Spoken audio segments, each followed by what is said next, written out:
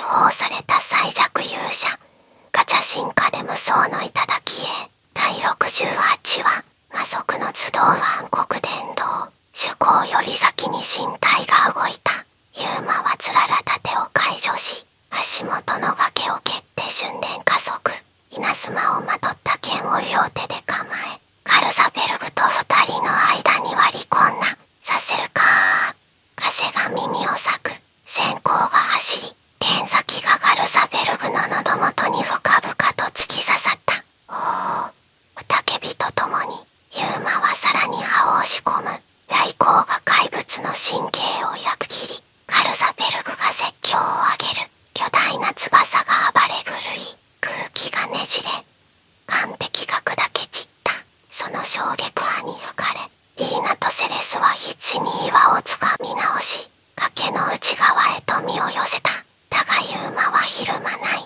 剣をさらに深くねじ込み、怪物の胸元に身体を預けるように密着すると、その勢いのまま崖下へと落下していった。谷底へと吸い込まれていく。二人の巨影、打ち入る。世界が逆さまに反転する。高温、猛烈な風、景色が高速で流れ、谷底の闇が大口を開けて迫り上がってくる。カルザベルグが巨大な翼を広げ、必死に体勢を立て直そうとする。だがユーマは喉元に突き刺した剣を離さない。両腕で怪物の首に絡みつき、決して離れなかった。崖下から吹き上がる暴風が襲いかかる。まるで竜巻の核に落ちていくかのように荒れ狂っていた。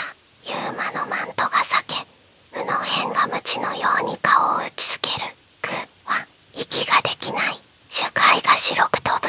だが同時に脳裏に閃光のような直感が走った。今しかない。吹き荒れれる暴風。巨大な翼。身体にまとわりつくマント、そして俺の力。ユーマは剣を押し込みながら、心の奥底で風そのものに手を伸ばした。いけ進化しろ。瞬間、目に見えない回路がつながる感覚。暴風が無数の糸となり、カルザベルグの曲を貫き、ユーマのマントへと一気に注ぎ込まれる。マントの背にがビリビリと音を立てて裂け、そして瞬時に編み直された。布の感触が羽毛へと変わり、背中に翼の感覚が鮮やかに芽生える。冷たい空気が手のひらで形を持ち、ユーマはそれをつかむように大きく広げた。カルザベルグが翼を震わせ、反撃に転じようとする。だがユーマはそれを逆手に取る。怪物の巨大な翼の動きに完全に同調し、風の流れを自分のせいと奪い取った。稲妻の剣がさらに深く貫く。暴風の力がマントを駆け巡り、ついに完全覚醒が訪れる。ユーマは全てを感じ取っていた。背に生まれた見えない羽ばたき、空気の流れをつかむ確かな支配感。そして真下に迫る谷底の深い闇。カルザベルグが金色の瞳を大きく見開いた。ユーマは笑みとも方向ともつかない声を張り上げた。お前の翼全部もらった。稲妻と暴風が激しく交差し、空気が一瞬だけ無音になる。そして谷底の闇が牙をむいた獣のように大口を開けて迫ってきた。その刹那、指先から魔力があふれ、巨大な翼と強風が絡まり、背に集中する。ほい、パチン。乾いた炸裂音とともにマントが吹けた。薄緑の輪光がほとばしり、鷹の輪のような青い輪郭が形成された。風が形をとった。見えない翼が確かに力強く羽ばたいた。翼は暴風を吸い込み、速度を殺し、落下の軌道を変えた。ユーマの体がふわりと浮く。カルザベルグが驚愕の目で睨む。だがその黄金の瞳に映る人間はもう獲物ではなく、同じ空を支配する捕食者の姿だった。脳裏に輝く文字。青風送風の翼。特性空空掌握。周囲の風を自在に操り、歩行と加速が可能になる。動攻撃防御に風の加護を宿し、あらゆる動作が高速化する。特性風干渉落下や衝撃の瞬間、空気のクッションを展開し、ダメージを大幅軽減する。これがお前の力か。ユーマがにやりと笑うと同時に、背の青い翼が一度王国。力強く羽ばたいた。スン。空気が震え、風がうなる。カルザベルグが咆哮する。狂気をはらんだ翼が暴風を叩くつけ、崖の壁を削り取る。だがユーマの背にある青い翼は、それよりも速く、より正確に風を操り、空中で鋭い弧を描く。行くぞ。カルザベルグ、これが俺の一撃だ。来光の剣に青い風が巻くつき、破全体が淡く輝く。翼を大きく羽ばたかせ、風を圧縮一気に爆発で加速。ひょー。竜巻の芯のような太筋の軌跡が生まれ、ユーマの身体は矢となってガルザベルグの胸元へ突っ込んだ。怪物の巨大な爪が振り下ろされる。だが風がその軌道をねじ曲げ、わずかな隙を縫って懐へ潜り込む。稲妻を帯びた剣がガルザベルグの胸鱗を深々と裂いた。硬質の鱗に無数の亀裂が一気に。終わりだ。翼が2度、3度力強く羽ばたいた。風圧がうなりを上げ、雷鳴が腹の底に響き渡る。ユーマは剣に全魔力をつぎ込み、渦巻く風と雷を一点に収束させた。青風気ひらめか送風参戦。ウィーン。青い光線が炸裂した。稲妻をはらんだ風の葉が崖から突き上げるようにガルザベルグの胸を貫き、そのまま背を抜け、天空へと駆け上がる。とごー。衝撃に巨体が持ち上げられ、手に吹かれたように激しくのけぞった。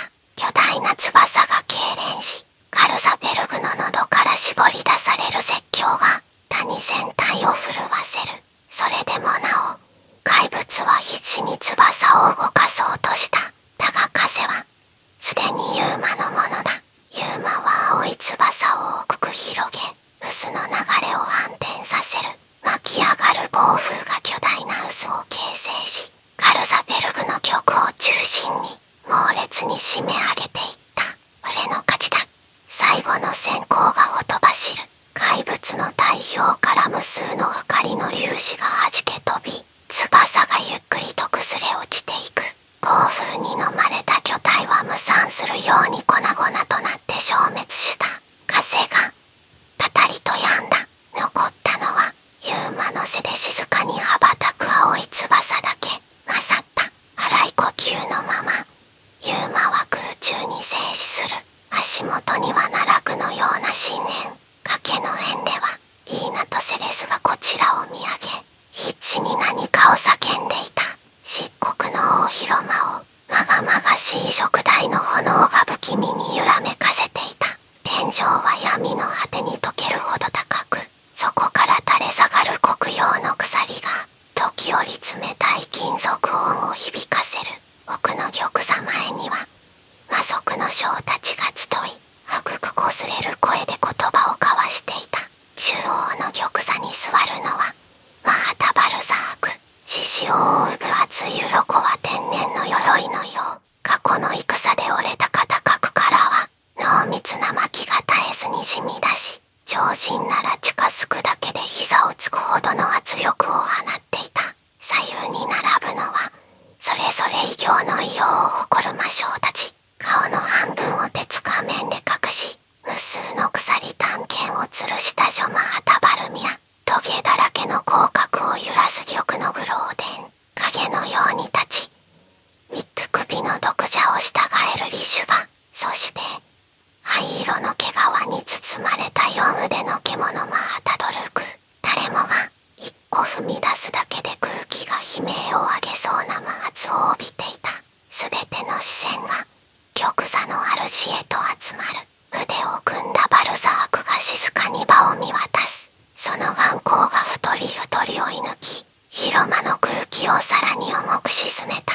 空黒煙の城がした打倒を低く放たれた声が雷鳴のように大広間を震わせる。ざわめきがぷたりと止まり、張り詰めた静寂が訪れた。ひざまずいた石膏が赤い舌をちらつかせながら答える。報告は確かでございます。閣下、いわゆる勇者一行と呼ばれる連中が城を陥落させた模様。細部まではつかめておりませんが、別画面の奥からカルミラが歯ぎしりを響かせた。